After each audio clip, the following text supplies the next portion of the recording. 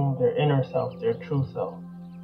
No longer being led astray, being led like cattle, sheeple, or any other group or mob mentality that tries to tell you what to do, how to do, when to do, and where to do. It is now time for you to stand up as an individual, as a being of divine intelligence, and master yourself.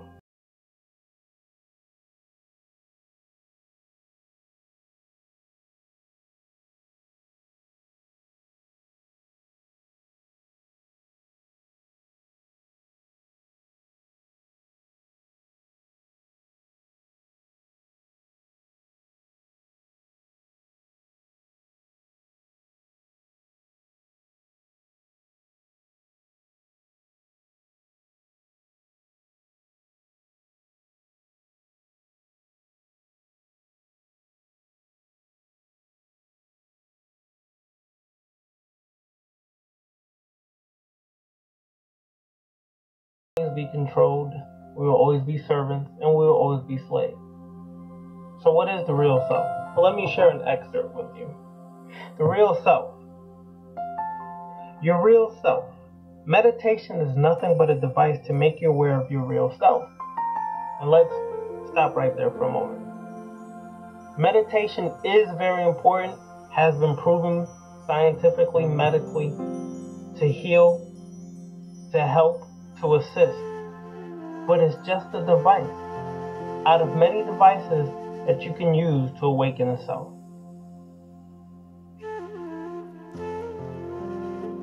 Which is not created by you.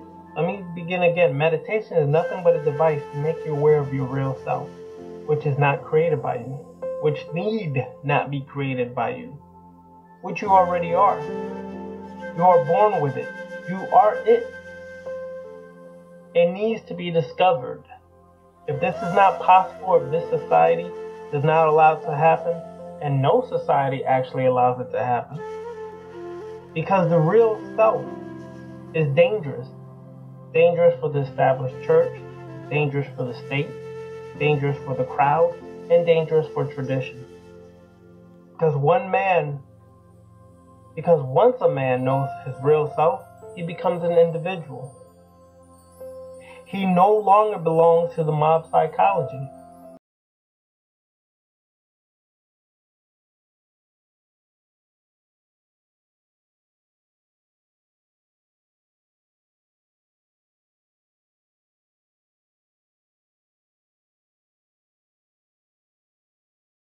He will not be ordered and commanded. He will live according to his light. He will live from his own inwardness. His life will have tremendous beauty and integrity. That is the fear of this society. Now that is profound. It's very profound because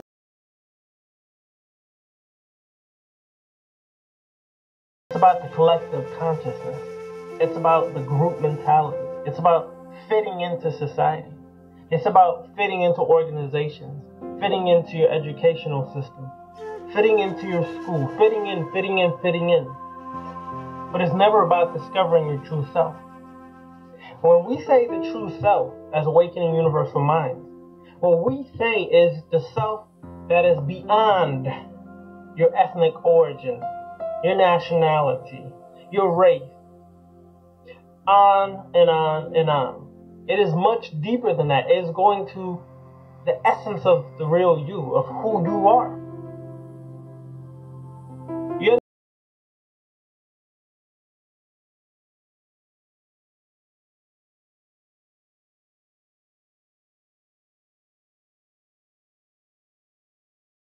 Belong to a group, there's one leader, and they dictate to you everything to do. How to dress, what to dress like, what to listen to, what to eat, when to eat, how to eat, who to talk to, who to marry, who not to marry. And they become the sole authority of knowledge and consciousness in your life. And because they become the sole authority, you easily fall for it. You become victim of it. You actually allow yourself to be victimized. And group mentality are cattle, are sheep. You're easily controlled and led to the slaughter. But to awaken the true self, you have to go inward. And I say this again, you have to go inward because it is inside, within your subconscious mind, that your wounds, your pain, your suffering,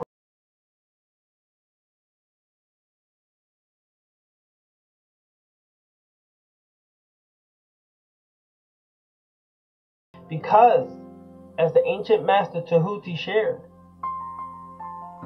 he was asked the question, in order to transform, what must I do? He said, go and reside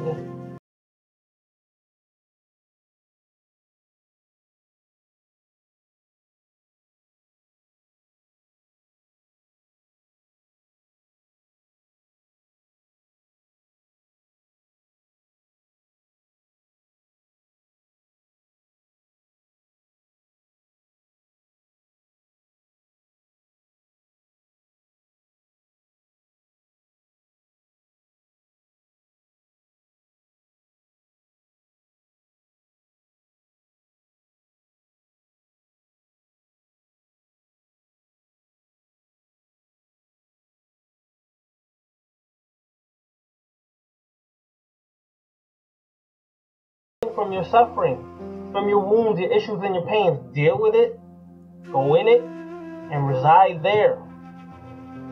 There is where you will find your answers. Ask yourself, why do I get angry when somebody speaks about me? Could it be that I have a core need of being accepted, a core need of belonging to something, a core need of power or control, a core need of love? One or all of those could be residing within you. And because I have this core need that I didn't receive as a child, I create an issue around that core need, and it manifests consistently throughout my life. Let's say you lack love as a child. Well, what's interesting is that you will do anything, even the absurd, to receive that love. This is why so many people in society are promiscuous, sexually promiscuous, to the point that they will take extreme chances, if given the opportunity, to perform sexual acts. Because they lack or didn't receive love as a child, they have now replaced love with sex. So sex is synonymous in their mind with love. All because as a child, they didn't receive that love. And they created an issue in their life that they would seek out love, although unaware, subconsciously, they are seeking love, as that song goes, in all the wrong places. Because you're seeking outside of yourself for love when love resides within you. Love is self, and it starts there. You cannot love somebody else unless you truly love yourself. Don't fool yourself. Don't lie to yourself. The true self is aware of all of these issues that reside within, and they overcome them. Then you start to learn what unconditional love really is. You start to see the ills of the world and how we are external beings and the world affects us from outside of ourselves. Everything is external. Everything is about what exists outside of me, and how this war is affecting me, and how this person... No, that's the lie. You created the world outside of yourself. Oh yes, I'm going to say it again. You created the world outside of yourself, because the world exists within your mind and it projects outside of yourself. As the ancients taught, as within, so without. What resides here, you project outward and you create the world outside of yourself. That's right, you create the world. You are a creator. You are God. You are Netir. You are Netaru, Orisha, whatever other name floats your boat to make you feel good and want to rub your heart and make you feel superior. It's all good.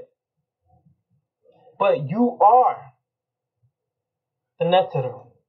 You are that God. But you have to overcome the issues within you to really manifest as a god. You can wear the dashiki. You can wear the red, black, and green wristband, the flag hanging out your pocket, pro-black. You can call it all out. I walked it, lived it, and been there, done that. That's why I speak with passion, because I have the experience. At the end of the day, after you're done marching, protesting, or rallying up the troops and getting them ready to kick some butt, whatever you think you're going to do, you still have the same issues sitting there, and you're still just as fucked up as you were before you started on your spiritual journey or conscious awakening. Wake the F up. Wake up to the truth of yourself and stop lying to yourself and wearing a mask and masking your pains and your issues and your dramas and your trauma and all the things that we think we have to hide to fit into society. I'm here to tell you that you need to deal with it to become really a master of self.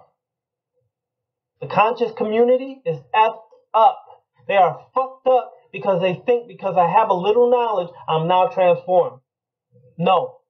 The white man, white supremacy, racism, prejudice, that's not your problem. The problem is you. Because you still think that something outside of yourself can affect you and control you. You still think that they have power over you. How stupid can you be? How ignorant can you be? Nothing outside of yourself is greater than yourself. But every time you say the white man this, the white man that, you putting them on a pedestal of power over you. Where subconsciously you're admitting to yourself you're still inferior. Wake the fuck up and leave that stupidity behind. You are a god, and as a god you need to learn to master yourself. But you're not a full god or a real god because you're still playing the role. You're still dressing the part, but you're still effed up inside. Wake up. It's time. The new paradigm shift is here. Individualism. It's not about the collective consciousness or the community anymore. You first have to learn to master yourself before you can even get to a community. It's not that day and time anymore. Wake up. It's time for the real awakening. Once again, this is Awakening Universal Minds. My name is Ravana Noon. Come join us on TalkShoe.com, TalkShoe like shoe.com. Come join us every other Thursday from 9 p.m. to 11 p.m. where we discuss this and many other topics. Once again, it's been a pleasure. Peace.